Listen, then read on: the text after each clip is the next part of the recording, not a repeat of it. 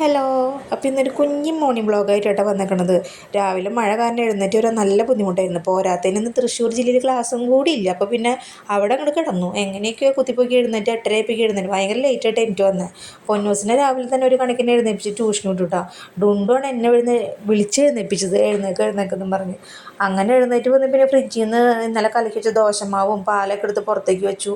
ഇപ്പോൾ പിള്ളേർക്ക് കുറച്ച് ദിവസമായിട്ട് രാവിലെ പാലിൽ ഹോർലിക്സ് ഇട്ടാണ് കൊടുക്കുന്നത്. ചായ അങ്ങനെ എഴുന്നേറ്റ് വരുമ്പോൾ തന്നെ കൊടുക്കണ്ടെന്ന് പറഞ്ഞു. അപ്പോൾ അതുകൊണ്ട് ഇപ്പോൾ ചായ കൊടുക്കലില്ല, പാലിൽ ഹോർലിക്സ് ഇട്ടാണ് കൊടുക്കുന്നത്. അത് പക്ഷേ കുടിച്ചോളും, കുഴപ്പമില്ല കേട്ടോ.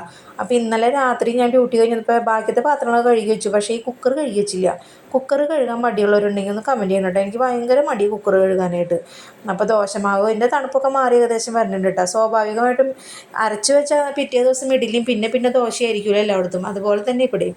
അപ്പോൾ ഇന്ന് ദോശ ഉണ്ടാക്കുന്നത് ഞാൻ വിചാരിച്ചാണ്. അങ്ങനെ വേഗം ഡുണ്ടൂനുള്ള പാലെടുത്ത് അതിനകത്ത് ഹോർലിക്സ് കലക്കി അതിന് കൊണ്ടു കൊടുത്തു കേട്ടോ. അത് ആ ചൂടോടുകൂടി കുടിച്ചോളും, അതിന് ഇഷ്ടമാണ് കുടിക്കാനായിട്ട്. ആദ്യമൊന്നും കുടിക്കില്ലായിരുന്നു, പിന്നെ ഹോർലിക്സിൻ്റെ ടേസ്റ്റ് ഉള്ളതുകൊണ്ട് ആളങ്ങനെ കുടിച്ചോളും. പുറത്ത് നല്ല തകൃതിയായിട്ട് മഴ നടന്നുകൊണ്ടിരിക്കുന്നുണ്ട്. ഷീറ്റുമ്മേക്ക് വെള്ളം വീണിട്ടേ ഭയങ്കര സൗണ്ട്. ഞാൻ ഓടിയാൽ തന്നെ കട്ട് ചെയ്തേക്കാം. ഭയങ്കര സൗണ്ട്. അങ്ങനെ ദോശ വേണമെന്ന് പറഞ്ഞാൽ ദോശ എടുത്ത് ചുട്ടപ്പിണ്ട് നെയ്യില്ല. പിന്നെ ഞാൻ കുറച്ച് ഓയിലൊഴിച്ച് മൊരിയിച്ചെടുത്തു. പിന്നെ പൊന്നൂസിന് കൊയിൻ ദോശ ഉണ്ടാക്കി വെക്കണമെന്ന് പറഞ്ഞതുകൊണ്ട് കുറച്ച് കൊയിൻ ദോശയും ഉണ്ടാക്കി വെക്കുന്നുണ്ട് കേട്ടോ. അപ്പോൾ ഇത്രയൊക്കെയുള്ള വീഡിയോ. ബൈ.